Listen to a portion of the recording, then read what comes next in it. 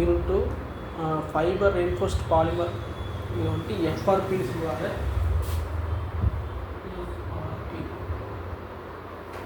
இது என்னென்னா ஒரு காம்போசிட் மெட்டீரியல்னால் more than one material meaning. இது என்னென்ன இருக்குது அப்படின்னு கிளியர் பண்ணிங்கன்னா that have been reinforced to a polymer மேட்ரிக்ஸ்னால் மாற்றம் நடத்துங்க. சரிங்களா, ஒன்றும் இல்லை, ஏதோ ஒரு மாற்ற மாதிரி மேக் பண்ணிவிட்டு அதில் வந்துட்டு ஃபைபர்ஸ் நிறையா உள்ளே மிக்ஸ் பண்ணி விட்டாங்க. அதை வந்துட்டு எஃப்ஆர்பின்னு சொல்லுவாங்க. ஃபைபர்ஸ் ஜென்ரலி என்னென்ன ஃபைபர்ஸ் யூஸ் பண்ணுவாங்கன்னா கிளாஸ் ஃபைபர், கார்பன், ஆரமைடு இதெல்லாம் யூஸ் பண்ணுவாங்க, ஃபைபராக யூஸ் பண்ணிக்குவாங்க.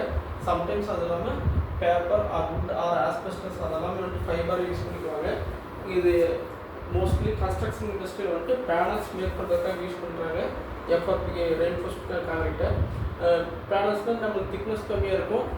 ரெடிமேட் காம்பவுண்ட் வால் எக்ஸாம்பிள் அந்த மாதிரி வச்சுக்கோங்க. சரிங்களா, சின்ன கம்பி மட்டும் உள்ள வச்சு பேனல்ஸ் மாதிரி மேக் பண்ணுறதுக்கு யூஸ் பண்ணிட்டு இருக்காங்க. அடுத்து இந்த மாதிரி மேக் பண்ணுற வால்ஸ்லாம் பார்த்தீங்கன்னா உங்களுக்கு ஸ்க்ராட்ச் ரெசிஸ்டண்ட்டாக இருக்கும். இம்பேக்ட் வந்துட்டு அதிக ஸ்ட்ரென்த்து வந்துட்டு இம்பேக்ட் ஃபோர்ஸ் அதிகமாக தாங்குற மாதிரி இருக்கும். சரிங்களா.